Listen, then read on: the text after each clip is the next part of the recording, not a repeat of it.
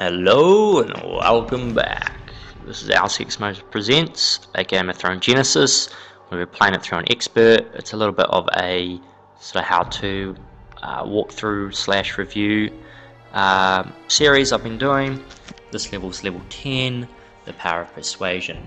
So this is the last mission in the War of Conquest, where we've been following Aegon the Conqueror around in year 1. Where, you know, he took his dragons with his two sisters and conquered Westeros. So where we're at now is he took the Tullys and Harrenhal, he took the Stormlands. The last mission he defeated the Lannisters in Highgarden, I suppose. And this mission is all about conquering the North, which I thought was kind of a cool, well, it was a good story in the books. You know, they make reference that they just saw the dragons and bent the knee, but this sort of gives you a little bit more insight on how they actually managed to kind of do that. So this mission's a little bit different. I think it's the first one of its kind that you play. Yeah, so we'll just jump into it right now. And yeah, so there you can. Oh well. Okay, so Aegon's saying how Torrent Stark won't bend the knee. So the North's been quite difficult. So how are we going to get them onto our sides? So Aegon's got a good plan. I mean, he's a pretty good strategist, I suppose. Helps if you got dragons.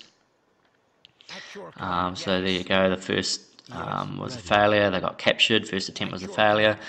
So basically what they're going to do is you got some units here. You can't build any units, so this is a limited resource map, and you basically got to go forth and pick off some armies and try and get their peasants and merchants and try and you know, poke the angry bear and get them to march south as opposed to reaching north.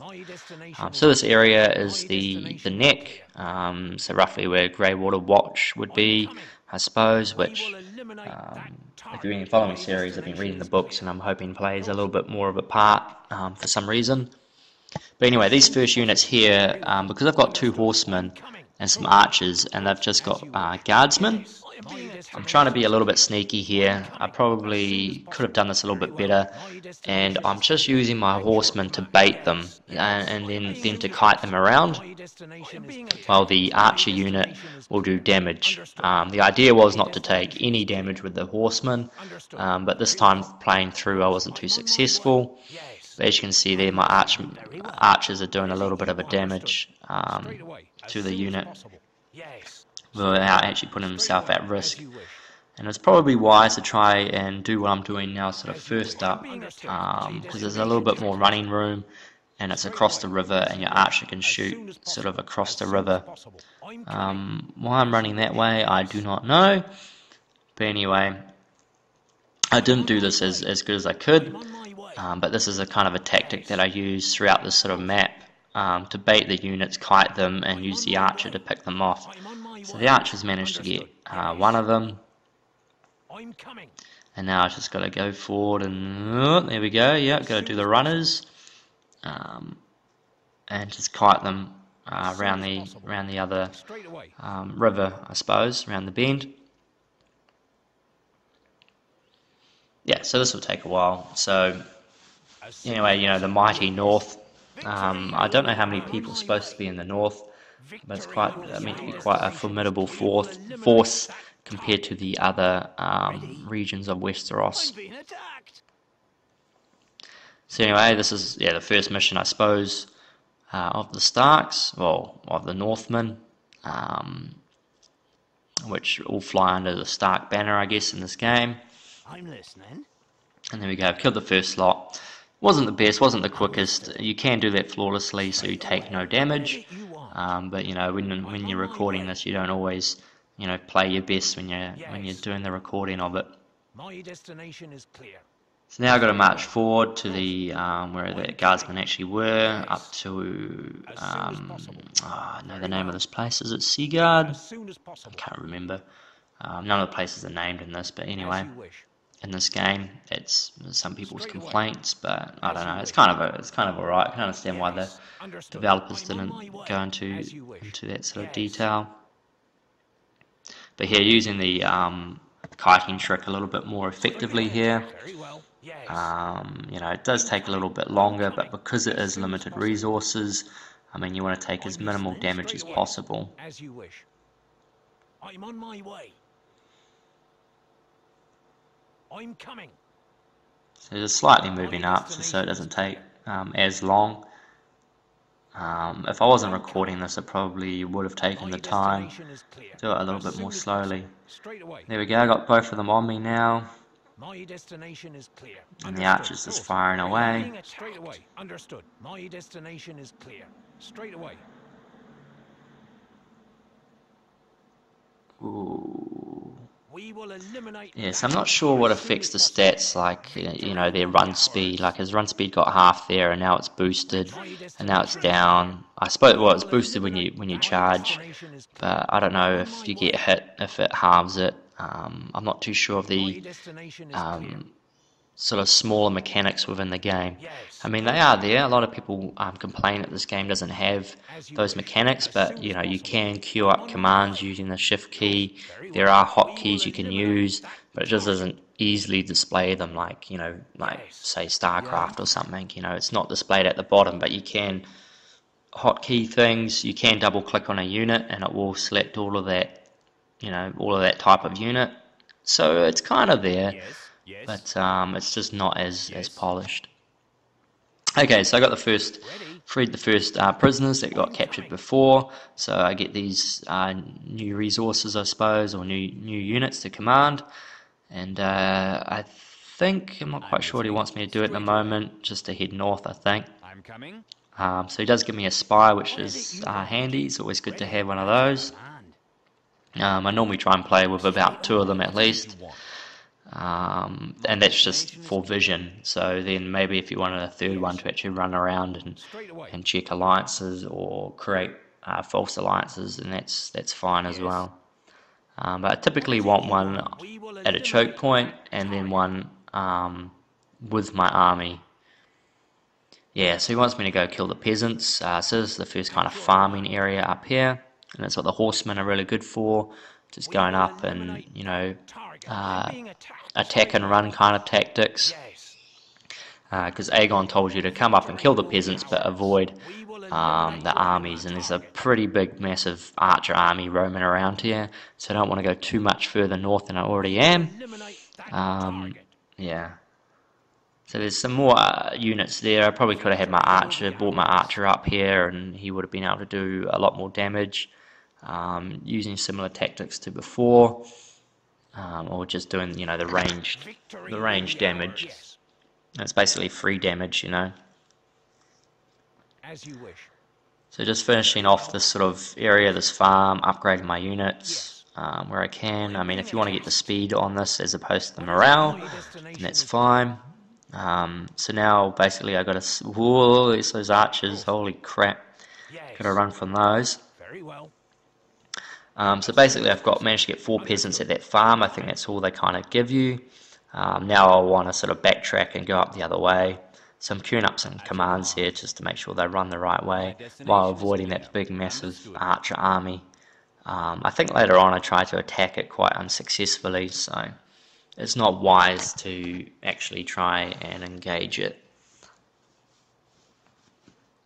What is it you want? So yeah, you can see on the map that there's a few more farms up along that way, and I need to get the 12 peasants. So I'm just checking out this side here with the spy. I see there's some archer mercenaries roaming about, and there's the delicious peasants that I want.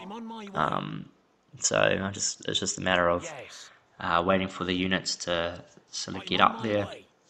The other thing this game does, which I quite like with the units, is if you've got all the units selected in a hotkey or in a group and you go to move them, they will move at the pace of the slowest unit, because quite a lot of trouble in other RTS games trying to, you know, keep your units sort of bunched up together, and then you've got to have 2 different hotkeys for them and all that sort of stuff. So this game isn't too micro intensive, but it's very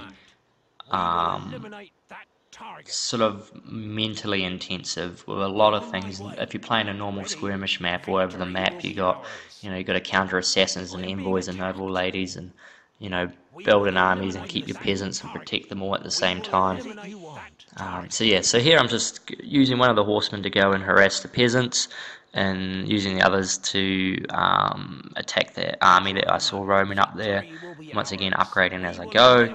I just attack with whatever unit. I mean, if you got a favourite one that's been upgraded, or if you want to try and get one sort of double upgraded, then by all means go ahead and favour that unit. So anyway, I've killed 9 peasants. This will be the 10th. I can see a couple more farms up there to the top right, so that's why I'm just sort of setting my units sort of that way. Oh, what happened there? Okay, well, I don't know what happened to the recording of this, but anyway, it sort of jumped a bit. That's a bit odd. So my army's in the middle. I had oh, that's really bizarre. So I killed all the peasants, and what happens in this map is then they start sending out these envoys here. So there's one in the top left I just killed, and one in the bottom right I just killed.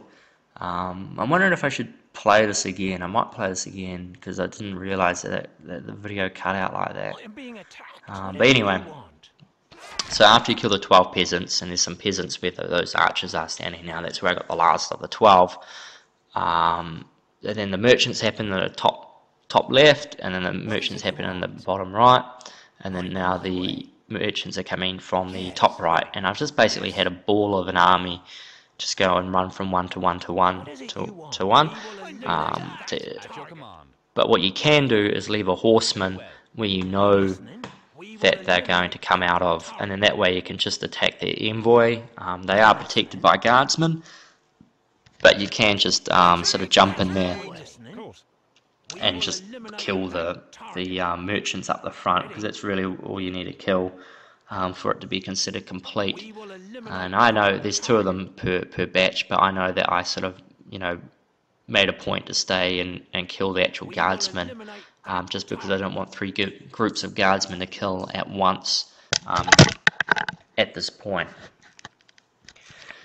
So anyway, sorry about the video jumping. So you kill the 12 peasants, and there's 3 lots of merchants, top left, bottom right, and top right, and just basically go from 1 to 1 to 1 to 1, or you can leave a horseman at where you know the next one's going to be. And once you do that, you basically got to get the fuck out of there, because an army's marching south, and you have to get I think it's your spy, maybe, to that point, because I'm just in full-on retreat here. I probably could stop and kill the guardsmen. I know there's an archer I didn't kill, which I probably could, but you've got to get something to that point.